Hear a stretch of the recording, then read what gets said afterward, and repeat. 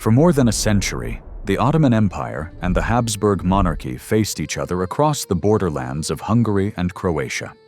Forts, river crossings, and market towns along the Danube formed a tense frontier where raids were common.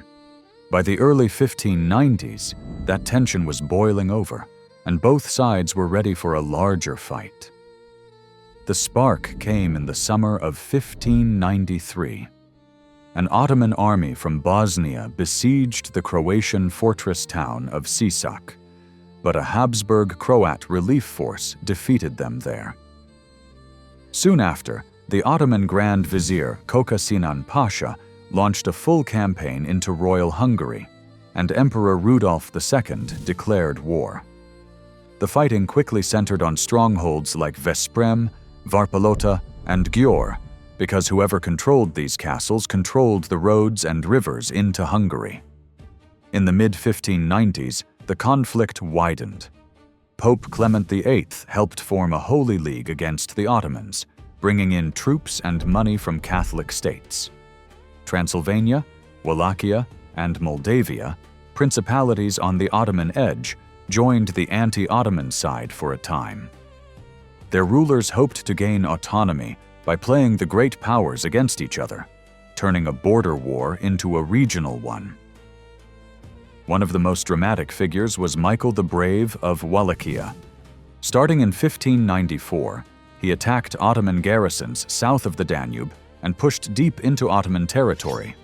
The Ottomans counterattacked with a massive army in 1595, fighting Michael at Kalugarani and then occupying Bucharest and Târgoviște.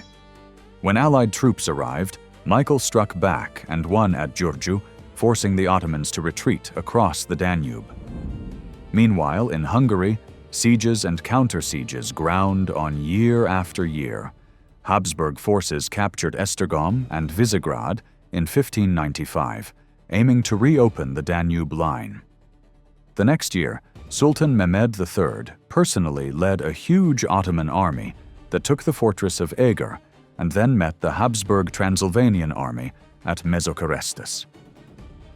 Over 3 days in October 1596, the Ottomans won a hard battle there, stopping the Habsburg offensive. After Mezokarestis, neither side could land a knockout blow. The Habsburgs retook Győr in 1598, but attempts to capture Buda, the key Ottoman capital in central Hungary, failed. The Ottomans won the fortress of Nagy-Kanisa in 1601 and held it despite Habsburg attacks.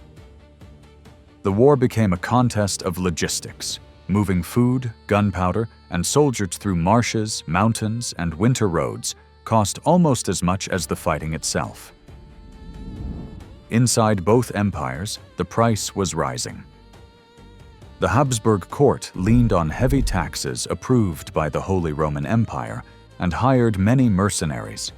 The Ottomans mobilized huge forces too, but long campaigns far from Istanbul strained their treasury and supply system. Disease, cold, and desertion were constant, and tens of thousands of soldiers died with little territory changing hands. By the early 1600s, political cracks appeared on the Habsburg side. Imperial commanders in Transylvania ruled harshly, and many Hungarian nobles feared for their rights and their Protestant faith. In 1604, István Bocskai led a major uprising against Habsburg rule. His Hajduk fighters pushed imperial troops out of much of Upper Hungary and Transylvania. Bocskai then negotiated separately with the Ottomans, pressuring Rudolf's government to seek peace. The Ottomans also had reasons to stop. A new war with Safavid Persia began in 1603, pulling troops eastward. With the western frontier still costly and no decisive gains in Hungary, Istanbul was ready to negotiate. By late 1606, both sides agreed to a settlement at Zsitvatorok near the Danube, ending open war and starting a long, uneasy truce. The Peace of Zsitvatorok mattered, even though borders barely changed. The Habsburg emperor was recognized by the Sultan as an equal ruler rather than a tributary, and the regular payment from Vienna to Istanbul was reduced.